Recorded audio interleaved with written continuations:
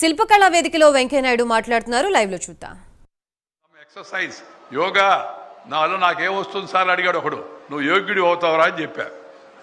యోగా వల్ల ఏమొస్తుంది నాకంటే యోగా. मुझे क्या मिलेगा योगा कैसे? व्यक्ति ने मेरे से पूछा. मैंने कहा आप योगा करने से योग्य बन जाओगी.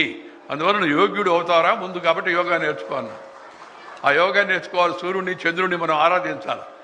ఆ యోగా మొన్న ఎవరో చెప్పాడు, సార్ యోగా చేయడం మంచిదే కానీ యోగా అంటే దాంట్లో మళ్ళీ సూర్య నమస్కారాలు ఉంటాయి సార్ అని. నీకేమైనా ఇబ్బంది లేదు సూర్య నమస్కారాలతో? సూర్య నమస్కారంతో ఇబ్బంది అయితే చంద్ర నమస్కారం చేసుకోరా అని చెప్పాను వాడికి నేను. Yoga has no religion. It's a culture which is given by our great forefathers.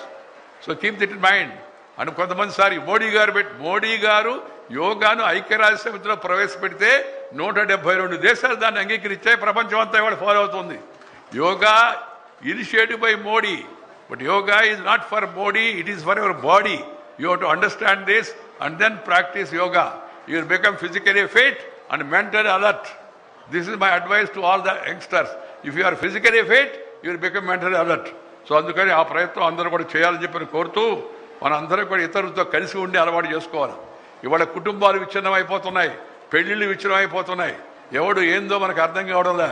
అమెరికాలో చెప్తుంటాడు, ఈయన ఎవరై అంటే సరే ఆయన 2వ భార్య 3వ కుమారుడు, ఈయన 5వ కుమారుడు 4వ భార్యకి అని చెప్తుంటారు. మన దేశంలో ఆ పరిస్థితి రాకూడదు.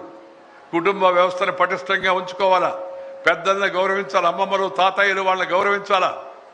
అలాగే మన అమ్మ నాన్నతో సమయం గడపాలా. అలాగే మన చెల్లెలు సోదరీమణులతో ఆడపడుచులతో మంచిగా స్నేహంగా ఉండాలి మనం అందరం కూడా. ఇది మన భారతీయ కుటుంబ వ్యవస్థ యొక్క ప్రత్యేకత. అందుకని ఈ కుటుంబ వ్యవస్థను మనందరం రక్షించుకుందాం. మన జీవితంలో కుటుంబ వ్యవస్థ దాటి ఎప్పుడూ బయటకు వెళ్ళాం అనే విషయాన్ని మనందరం నిర్ణయం తీసుకోగలిగితే మన కుటుంబ వ్యవస్థ పటిష్టంగా ఉంటుంది, ప్రపంచానికి ఆదర్శంగా ఉంది, అది ఆదర్శంగా ఉండిపోతుంది.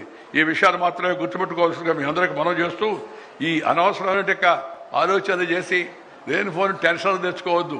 If you have tension you cannot pay attention and have retention of your ideas. You will be doing only pretension. So don't have tension. Peace is the prerequisite for progress.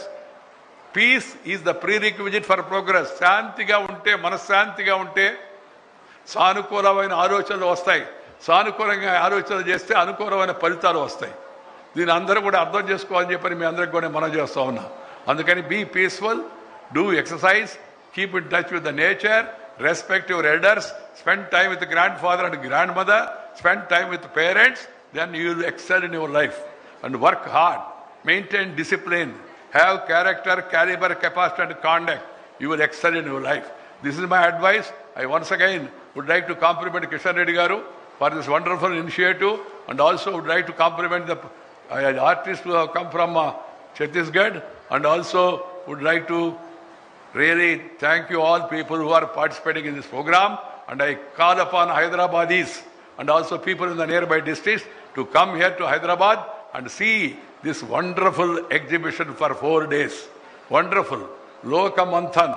ఇవి వచ్చి దీంట్లో ఒకసారి మన ఆలోచనలను మళ్ళా తిరిగి మనం గుర్తు చేసుకొని తద్వారా మన సాంప్రదాయాలను మనం పరిరక్షించుకుంటే మనం సంతోషంగా, సుఖంగా, ఆనందంగా జీవించగలం, జీవితంలో ఉన్నత స్థాయికి చేరుకోగలమని మీ అందరికీ మనవి చేస్తూ మీ దగ్గర సెలవు తీసుకునే నమస్కారం. జై హింద్. భారత్ మాతాకి జై హో.